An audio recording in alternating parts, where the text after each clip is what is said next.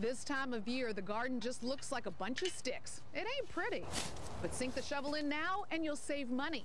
Very interesting.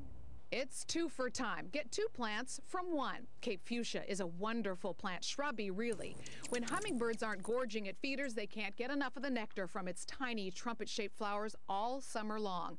So that's why we want to make more for free from just 1 plant by digging and dividing.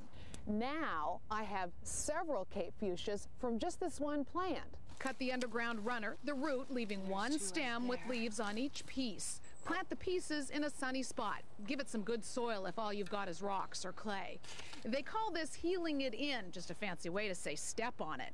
Done carefully, it ensures there's no air pockets around the roots. Now see the growth already on the daylilies? Time to get this lump into the ground too. You know what I love about daylilies? Easy. This is how easy it is to plant a daylily. Bury it like a dog bone or take a little more time. It'll bloom this summer just the same. Now you've got me going, digging up and dividing all over the place. Let's cut up this little mess because by summer it'll look like this.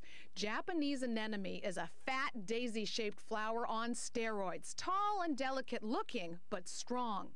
Last summer, this Japanese anemone was as wide as a sumo wrestler. Shovel it up and move parts of it elsewhere or pot it up for friends. Time to share the wealth by getting out there and dig it.